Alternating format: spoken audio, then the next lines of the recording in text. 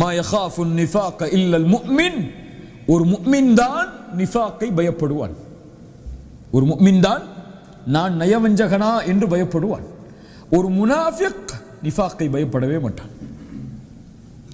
ஃபஜ்ர் தொழாதவன் முனாஃபிக் என்று ரசூலுல்லாஹ்வுடைய தெளிவான சான்று இருக்கிறது. ஒரு முஃமின் தான் ஃபஜ்ர் தொழவில்லை என்றால் நான் முனாஃபிக்குடைய பட்டியலில் சேர்ந்து விட்டேனே என்று பயப்படுவான். ஃபஜ்ரை தொழாமல் எழுந்திருக்கிறான், எந்த உணர்வும் இல்லை என்றால் இவன் பயப்படவே வேண்டாம். இவன் யார்தான்? முனாஃபிக் தான். அல்லாஹு அக்பர். தவறுகளை செய்யும் பொழுது நான் நயவஞ்சகத்தில் இருப்பதால் தான் இந்த தவறை செய்கிறோனோ என்ற எண்ணம் இல்லை என்றால் நாம் முஃமின் தான். நாம் முஃமினாக இருக்க முடியாது, முனாஃபிக்காகத்தான் இருப்போம். நம்முடைய சொல், நம்முடைய செயல் எல்லா நிலையிலும் வேறுபடுகிறது. யாரும் அதில் சுத்தமானவர்கள் அல்ல. நம்முடைய மனைவிக்கு ஒரு அறிவுரை சொல்லுவோம், பிள்ளைகளுக்கு அறிவுரையை சொல்லுவோம், நம்மிடத்திலே அறிவுரையை கேட்டு வருபவர்களுக்கு நாம் ஒரு அறிவுரையை சொல்லுவோம். ஆனால் நமக்கு தெரியும் அந்த அறிவுரையில் நான் எந்த அளவு இருக்கிறேன் என்று. இல்லையா? குர்ஆனுடைய வகுப்புக்கு வரக்கூடிய நிகழ்வுகளை எல்லாம் மக்களுக்கு அனுப்பி அவர்கள் இந்த சென்டருக்கு வந்து குர்ஆனை ஓத வேண்டும் என்ற ஆர்வத்தை ஏற்படுத்துவோம்.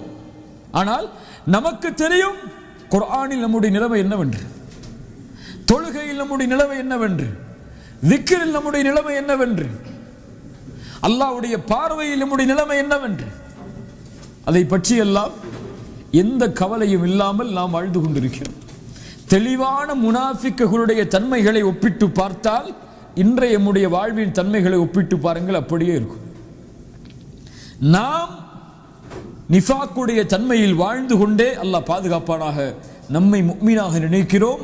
ஆனால் நபித்தோழர்கள் முஃமின்களாக வாழ்ந்து கொண்டே தங்களை முனாஃபிக்காக நினைத்தார்கள். அதான் நமக்கும் நபித்தோழர்களுக்கும் உள்ள வித்தியாசம். அல்லாஹ் ரப்புல் ஆலமீன் நம்மை பாதுகாப்பானாக. இப்போ இந்த தன்மையிலிருந்து எப்படி மாறுவது? ஒருவர் மாறினால் அவனுடைய வாழ்வில் எது நடக்கும்? அதுதான் இந்த நேரத்தில் நம்ம செய்ய வேண்டிய முடிவு.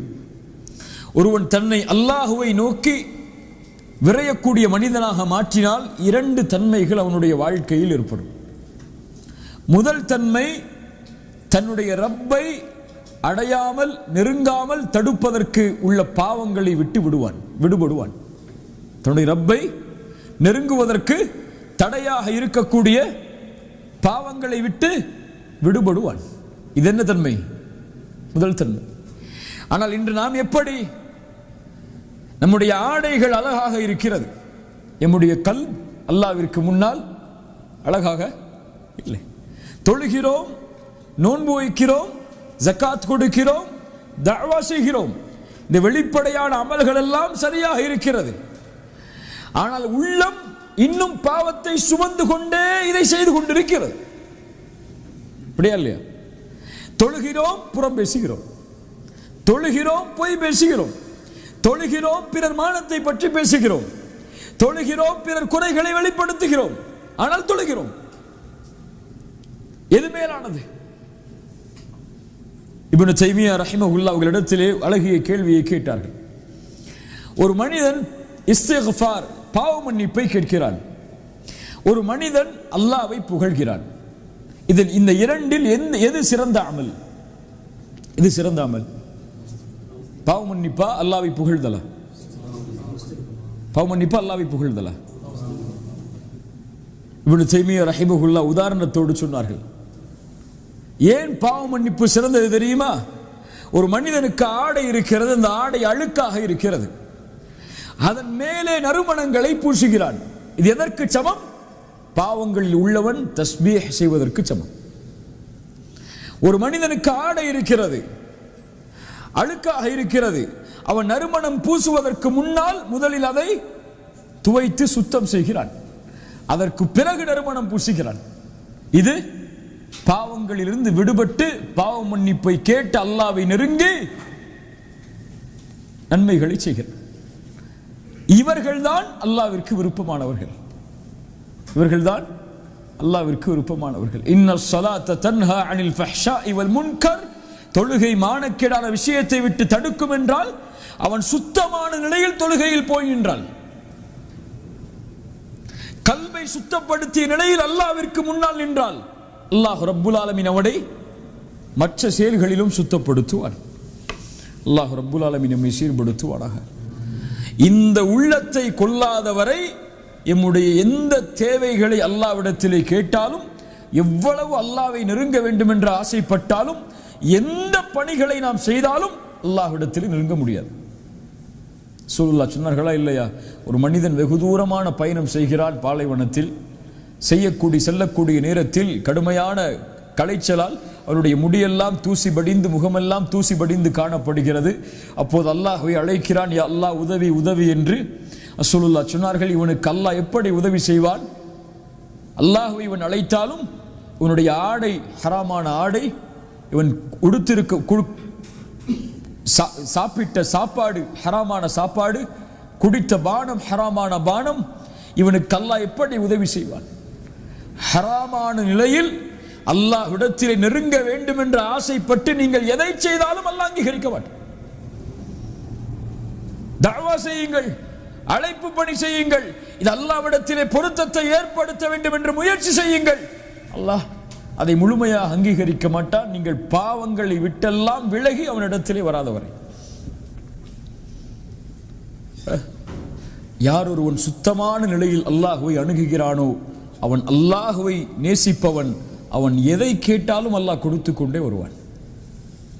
அழகான நிகழ்வை நேற்றைய தினம் படித்தேன், பல உரைகளில் அதை கூறியிருக்கிறேன், இப்போதும் அதை சொல்கிறேன்.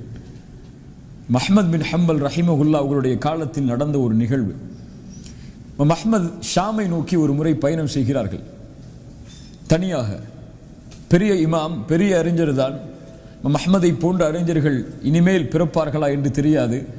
உலக வரலாற்றிலேயே அஹ்மத் ரஹிமஹுல்லாஹ் அவர்களுடைய ஜனாசாவிற்கு கலந்து கொண்ட மக்களை போன்று இதுவரை இந்த உலகத்தில் யாருக்கும் ஜனாசாவில் அவ்வளவு மக்கள் கலந்து கொள்ளல.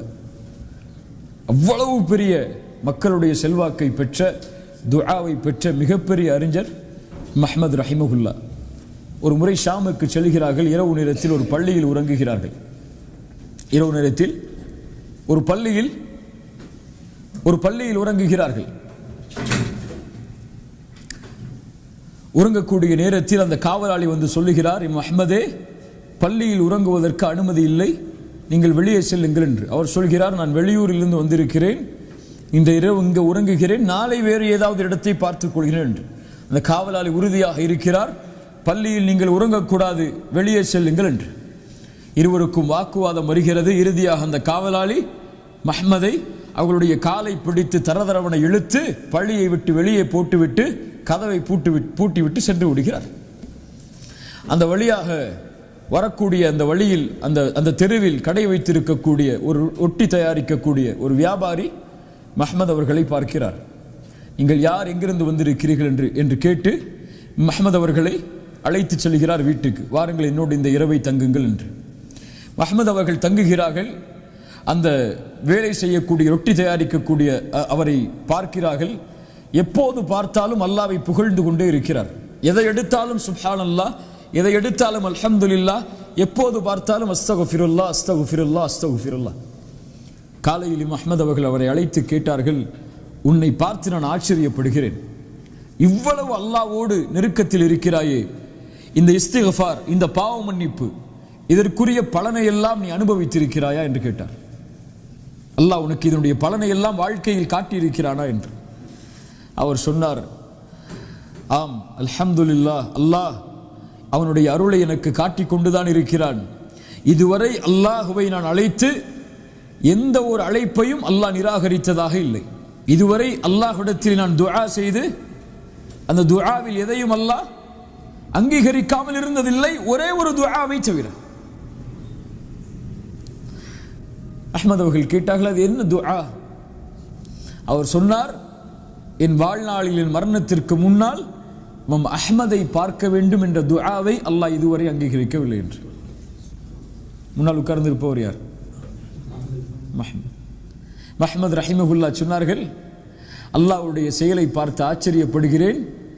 ஒரு அடியானுடைய பிரார்த்தனையை நிறைவேற்றுவதற்காக இன்னொரு அடியானை இன்னொருவருடைய கரத்தால் பூமியில் தரதரவனை இழுத்து அவருக்கு முன்னால் கொண்டு வந்து விட்டாள் என்று. சுப்ஹானல்லாஹ்.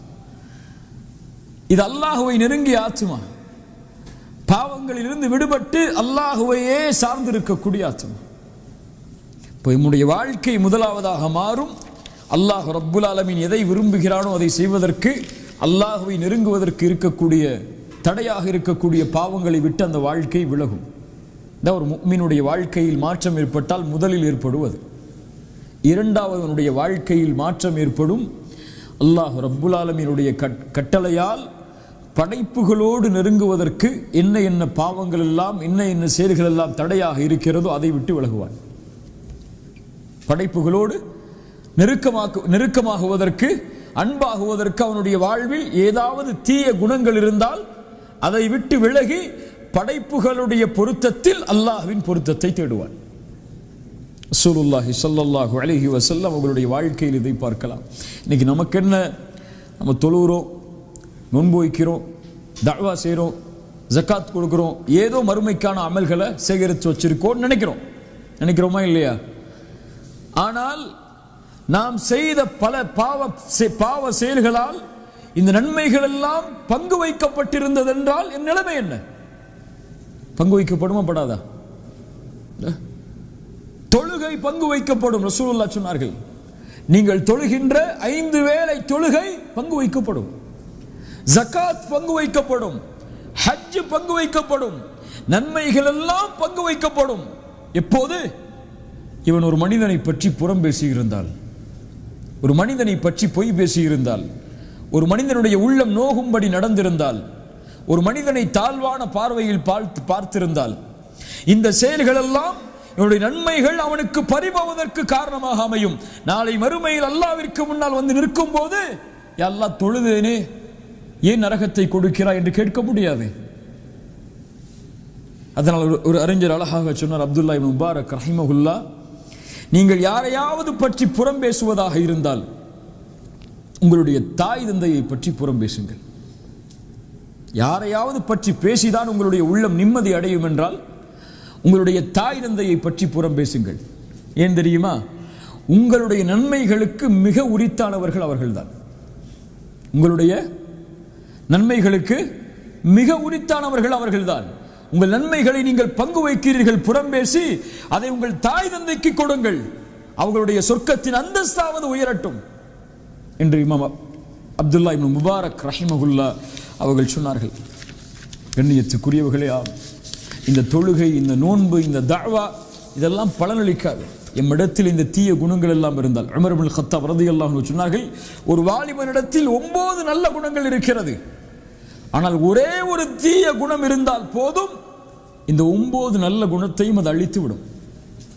அதைத்தான் ரசூலுல்லாஹி ஸல்லல்லாஹு அலைஹி வஸல்லம் இடத்திலே கேட்கப்பட்ட போது, ஒரு பெண் தொழுகிறாள், நோன்பு வைக்கிறாள், இரவு வணக்கத்தில் ஈடுபடுகிறாள், தான தர்மங்கள் செய்கிறாள், ஆனால் அண்டை வீட்டாருக்கு நோவினை செய்கிறாள். ரசூலுல்லாஹி ஸல்லல்லாஹு அலைஹி வஸல்லம் என்ன சொன்னார்கள்? தொழுகிறாளா, பரவாயில்லை, அந்த தொழுகை அந்த பாவத்தை மன்னிக்கும் என்று சொன்னார்களா? ஜகாத் கொடுக்கிறாளா, பரவாயில்லை என்று சொன்னார்களா? ஹிய மின் அஹ்லின் நார், அந்த பெண் நரகத்தை சார்ந்தவள் தான். அண்டை வீட்டாருக்கு நோவினை செய்யும் அந்த பாவம் மேலே உள்ள எல்லாவற்றையும் அழித்துவிடும். அதைத்தான் அந்த ஹதீஸில் சொன்னார்கள். கவனிக்க வேண்டிய வார்த்தையும் அதுதான், லா கைர ஃபீஹா, அவரிடத்தில் எந்த நலவும் இல்லை. தொழுதாலும் தான தர்மங்கள் செய்தாலும் அவளிடத்தில் எந்த நலவும் இல்லை. ஹிய மின் அஹ்லின் நார், அவள் நரகத்தை சார்ந்தவள் தான். இது ஃபஅபில்லத்திஹி அஹ்சன். நாம் இந்த நேரத்தில் செய்ய வேண்டியது தான். நம்ம ஒரு ஆளை நேசிக்கிறோம், அவரோட நல்ல முறையில் நடந்து கொள்றோம், இது இல்லை பெரிய விஷயம். உங்க மேல நான் நேசம் வச்சிருக்கேன், உங்கள்கிட்ட கண்ணியமா நடக்கிற, உங்களை பற்றி யார்ட்டையும் நான் பேசுறது இல்லை, உங்களுடைய மானம் பங்கமளிக்கக்கூடிய காரியத்தை செய்வதில்லை, உங்களுடைய குறைகளை நான் மறைக்கிறேன், என் மனைவியை நேசிக்கிறேன், மனைவியை பற்றி யாரிடத்திலும் பேச மாட்டேன், என் பிள்ளைகளை நேசிக்கிறேன், பிள்ளைகளை பற்றி யாரிடத்திலும் பேச மாட்டேன், அவர்களிடத்திலே கோவப்படும்படியாக நடந்து கொண்டாலும் நான் அவர்களிடத்திலே கோவப்பட மாட்டேன். இது இல்லை பெரிய விஷயம். யாரென்றே தெரியாத மனிதர்கள், அடையாளமே தெரியப்படாத மனிதர்கள் எம்மிடத்திலே வரும் பொழுது அவர்களிடத்திலே நாம் எப்படி நடந்து கொள்கிறோம், அதுதான் அல்லாஹ்வுக்கு மிக முக்கியமானது. எல்லாரும் நடப்பாங்களே, தெரிந்த மனிதர்களிடத்தில், நேசமுள்ள மனிதர்களிடத்தில் எப்படி நாம் பிற மனிதர்களிடத்தில் நடந்து கொள்ளப் போகிறோம், அவர்கள் வரும்போது அவர்கள் எப்படி வரவேற்கப் போகிறோம்? அவர்கள் எம்மிடத்திலே கோபப்படக்கூடிய செயல்களை செய்யும் போது நாம் அவர்களிடத்தில் எப்படி நடந்து கொள்ளப் போகிறோம்? அறியாமையில் சில வார்த்தைகளை அவர்கள் பேசும்போது அறியாமையில் பேசப்படும் அந்த வார்த்தைகளை எப்படி கையாளப் போகிறோம்? அதுதான் முக்கியம். இது பில்லத்திஹி அஹ்சன், தீமையை நன்மையை கொண்டு அழியுங்கள், அதை விரட்டுங்கள், அதை மாற்றுங்கள் என்று அல்லாஹ் ரப்புல் ஆலமீன் அவனுடைய புத்தகம் அல் குர்ஆனிலே சொல்கிறார். அதனால நம்ம நினைக்க வேண்டியது, நம்ம முனாஃபிக் இல்ல, மாஷா அல்லாஹ் இருக்கலாம் உங்களில் பலர். என் ஈமானை பார்க்கும்போது எனக்கு அதான் தெரியுது. உங்கள் ஈமானை முன்னால் வைத்தால் நீங்கள் முடிவெடுங்கள் நான் யார் என்று. இந்த நிலையில் என்னை மலக்குல் மௌத் சந்தித்தால் என் நிலைமை என்ன? அதான் நான் இங்கே உட்கார்ந்து இருப்பது எதற்குத்தான்? அல்லாஹ்வுடைய பொருத்தத்தை அடைவதற்குத்தான். ஆனால் இந்த குணங்களோடு இதே நிலையில் மலக்குல் மௌத் என்னை சந்தித்தால் என் நிலைமை என்ன? அல்லாஹ் என் உயிரை கைப்பற்றுவதற்கு மலாயிக்கத்துல் அஸாபை இறக்கினால், வேதனை தரக்கூடிய மலக்குகளை யா அல்லாஹ் இறக்கி, ரஹ்மத்துடைய மலக்குகளை இறக்கி அல்லாஹ்னு கேட்க முடியுமா? அந்த கடைசி நொடிக்காகத்தான் எல்லாரும் போராடுறோம். அந்த கடைசி நொடி நல்ல முறையில் அமைந்து விட்டால் அல்லாஹ் ரப்புல் ஆலமீன் நம்மை பாதுகாப்பான். அதனால இந்த நிகழ்ச்சிகள் எல்லாம் எதற்கென்றால் நமக்காகத்தான். முதல்ல அதை புரிஞ்சுக்கணும். ஏதோ மக்களை கூப்பிடுறோம், மக்கள் வரப்போறாங்க, ஒரு பெரிய கூட்டம் வரப்போகுது, 1000 பேர் 2000 பேர் வரப்போறாங்க, ஒரு பெரிய நிகழ்ச்சி நடத்தி சாதனை படைக்க போறோம்லாம் கிடையாது. அது ஒரு சாதனையும் கிடையாது. இந்த நிகழ்ச்சி எனக்கு, நிகழ்ச்சியில் கலந்து கொண்டு இதற்கு உழைப்பது என் நன்மைக்கு, என் ஈமானை பாதுகாப்பதற்கு. நாளைக்கு நான் அல்லாஹ்வுக்கு முன்னாடி நிற்கும் போது என் அமல்கள் அல்லாஹ்விடத்தில் நிறுத்தப்படும் போது என் எடை கனமானுங்கிறதுக்காக அவங்கள பத்தி எனக்கு கவலை இல்லை. அந்த உழைப்பும் எனக்காகத்தான் அப்படி நினைக்கணும். நம்ம அந்த நினைப்பு தான் ஈமானை அடுத்த தரத்து கொண்டு போகும். இது அவங்களுக்கு, மற்றவங்களுக்கு, இது அவங்க வந்து பலனளிக்கக்கூடிய மக்களுக்கு நினைச்சோன்னு சொன்னா இது நமக்கு தேவையில்லை. லா யதுர்ருக்கும் மன் தல்ல இதா ததைத்தும், அந்த தீங்கு நம்மளை ஒன்றும் செஞ்சிடாது. அவங்க நேர வழி அடைஞ்சாலும் அடையாட்டாலும், வந்தாலும் வராட்டாலும், நாளைக்கு மறுமையில் அல்லாஹ் அதை குறித்து நம்மள்கிட்ட கேட்க போறது கிடையாது. ஏன் அந்த நிகழ்ச்சியில் வந்து நேர வழி அடைய போறலன்னு சொல்லி. இந்த நிகழ்ச்சியை நடத்தின நீ ஏன் நேர வழி அடையல, அதான் கேட்பான்ல. நீ ஏன் தொழுகையில சரியாகல, நீ ஏன் குர்ஆன் ஓதுல சரியாகல, நீ ஏன் அல்லாஹ்வுடைய நினைவுல சரியாகல.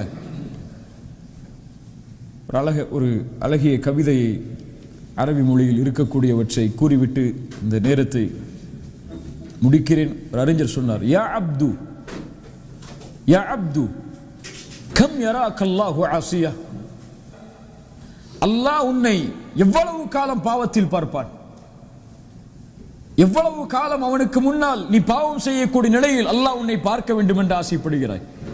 ஹரீஸன் அல துன்யா வலில் மௌத்தி நாசியா, உலகத்தின் பேராசையா, மௌத்தை மறந்து விட்டாயா? அனசீத லிகா அல்லாஹ், அல்லாஹ்விற்கு முன்னால் நிற்கப்படுவோம் என்பதை மறந்து விட்டாயா? அந்த நாள் எப்படிப்பட்டது தெரியுமா? அந்த நாளில் நிற்கக்கூடிய மனிதனுடைய தலைமுடிகள் எல்லாம் நரைத்து விடும். அல்லாஹு அக்பர். ஒரு மனிதன் இந்த பூமியில் தக்குவாவுடைய ஆடையை அணிந்தால்தான் மறுமையில் அவன் ஆடையோடு இருப்பான். அவனுடைய தக்குவாவுடைய ஆடை அவனுடைய ஈமானுக்கு ஆடையை கொடுத்து பலனளிக்கும். வலவு தாமத்தி துன்யா லி அஹ்லிஹா, இந்த துன்யா இங்கே வாழக்கூடியவர்களுக்கு நிரந்தரமாக இருக்கும் என்றால் லகான ரசூலுல்லாஹி ஹய்யன் வ பாக்கியா, முஹம்மது ரசூலுல்லாஹ் நிரந்தரமாகவும் நிலையாகவும் இருந்திருப்பார்கள். வலகின்னஹா தஃப்னா வ யஃப்னா, எல்லாம் அழியும், எல்லாம் அழிந்துவிடும். வதப்க الذنوب والمعاصي كما هي, ஆனால் நீங்கள் செய்த பாவங்களும் குற்றங்களும் மட்டும் நிலையாகவே இருக்கும். எது அழிஞ்சாலும் சரி. அல்லாஹ் ரப்புல் ஆலமீன் நம்மை சீர்படுத்துவானாக. சிறிய நேரத்தில் நமக்கு கொடுக்கப்பட்ட இந்த அறிவுரை நான் மாறுவதற்கு, நீங்கள் மாறுவதற்கு, ஒவ்வொரு அறிவுரையும் மக்களுக்கு கொடுக்கப்படுவதற்கு முன்னால் நம்ம கேட்டுக்கணும், என் அமலும் இந்த செயலும் ஒத்துப்போகுதா? இல்லை என்றால் இதை பேசுவதை விட பேசாமல் இருப்பது எனக்கு நல்லது. என் ஈமான் இன்றைய தினம் இதுதான். மௌத்தா போகும்போது கூட நம்பிக்கை வந்துடக்கூடாது, அமல் வச்சிருக்கோம் அல்லாஹ் நமக்கு சொர்க்கத்தை கொடுத்துருவான்னு சொல்லி. எந்த சஹாபி அப்படி நம்பலை. முஆத் இப்னு ஜபல் ரலியல்லாஹு அன்ஹு மௌத்துடைய நேரத்தில் அழுதார்கள். அழுது சொன்னார்கள், அல்லாஹும்ம இன்னி அஊது பிக மினல் லைல் அஸ்ஸபாஹுஹா இலன்னார். இரவு நேரம் சொன்னார்கள், யா அல்லாஹ் உன்னிடத்திலிருந்து இந்த இரவிலிருந்து பாதுகாப்பை தேடுகிறேன், காலை எனக்கு நரகமாகிவிட்டால். முஆத் இப்னு ஜபல் யாரை பார்த்து ரசூலுல்லாஹ் யா முஆத் இன்னி உஹிப்புக் என்று சொன்னார்களோ அந்த முஆத். உமர் இப்னு கத்தாப் மௌத்துடைய நேரத்தில் என்ன சொன்னாங்க? யா வைலக யா உமர், உமரே உனக்கு நாசம் உண்டாகிவிடும், அல்லாஹ் உனக்கு இந்த நேரத்தில் இரக்கம் காட்டவில்லை என்றார். நம்மளாம் ஏமாத்திரம் ஒன்றுமே இல்லை. ஈமானை போட்டு கொஞ்சம் கீழே மிதிச்சுட்டு நில்லுங்க, அப்போ தான் நமக்கு அமல் செய்யணும்னு ஆர்வம் வரும். அதனால இல்லை, அவ்வளோதான் நம்ம ஈமான், அவ்வளோதான் நம்மளுடைய தன்மை. நான் முனாஃபிக் என்ற கேள்வி ஒவ்வொரு நிமிடமும் ஒவ்வொரு செயலிலும் வரணும். அல்லாஹ் ரப்புல் ஆலமீன் இந்த பண்பை கொடுத்தால்தான் நம்ம முஃமினா வாழ முடியும். கடைசியாக அந்த வார்த்தையை மீண்டும் சொல்கிற, ஒரு முஃமின் தான் நிஃபாக்கை பயப்படுவான், ஒரு முனாஃபிக் நிஃபாக்கை ஒருபோதும் பயப்பட மாட்டான். இப்போ நயவஞ்சகனா என்ற கேள்வி ஒவ்வொரு செயலிலும் ஒவ்வொரு அமலிலும் இருக்கணும். அல்லாஹ் ரப்புல் ஆலமீன் அப்படிப்பட்ட தன்மை நமக்கு தரட்டும். ஜஸாக்குமுல்லாஹு ஹைரன், பாரக்கல்லாஹு லக்கும். அல்லாஹ் நம்ம அமல் செய்யக்கூடிய இந்த செயலை அல்லாஹ் அங்கீகரிக்கணும். அல்லாஹ் இதன் மூலமாக முதலாவதாக நமக்கு பலனை தரணும். அதற்கு பிறகு அல்லாஹ் ரப்புல் ஆலமீன் வரக்கூடிய மக்களுக்கு பலனை ஏற்படுத்தணும். கூலு கௌலி ஹாதா அஸ்தக்ஃபிருல்லாஹ் லீ வ லக்கும். அஸ்ஸலாமு அலைக்கும் வரஹ்மத்துல்லாஹி வபரகாத்துஹு.